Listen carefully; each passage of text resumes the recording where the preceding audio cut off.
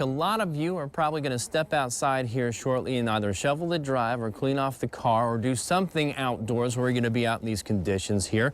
And that might bring up a couple health issues we need to look at. So we brought in Dr. Ed Kornoelje with Metro Health to talk a little bit about this morning. Doctor, I appreciate you coming in here. I've stepped outside. I've been going outside several times for short durations here to do newscasts, but I'm curious about frostbite and any kind of concern about exposed skin. How long do you have before it starts to set in, and what are some of the signs of it?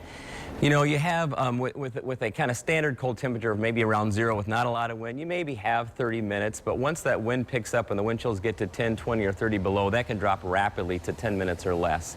And you'll start to see some early signs as you might have some skin might turn white or reddish and get kind of waxy looking.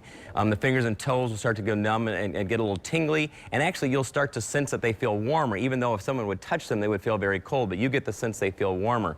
This is kind of the pre-symptoms before they turn black and get blistery and that type of thing. But if you're having any of those problems, you need to get inside and get warmed up.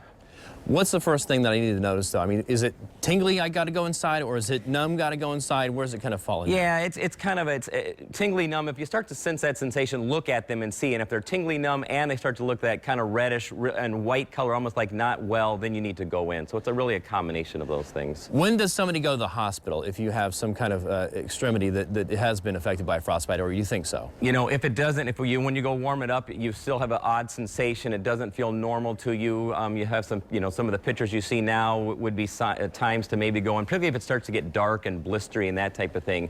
If you warm it up within the first, 30 minutes and it starts to look and feel more normal, you should be fine. Doc, let's talk heart attacks here. A lot of people go outside, they shovel their driveways, they end up having some kind of heart attack or some kind of heart palpitation. This is something that happens this time of year every year because people aren't necessarily exercising year-round and suddenly they start doing some major exercises. What are some signs that you might be having some kind of issue? You know, you're exactly right. It's the exertion that someone doesn't do and then suddenly they need to go out and clear a driveway away. And so it's that you're still looking for the same signs you look for a standard heart attack, which would be chest tightness, chest pain, shortness of breath. Pain may go into your left arm or into your jaw.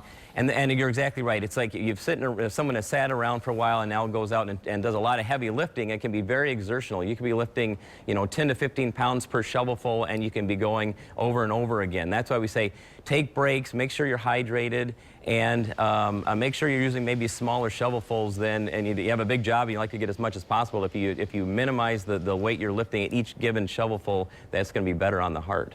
All right, great advice. Thank you for coming in today, Dr. Ed Kornoelje with Metro Health. We appreciate it.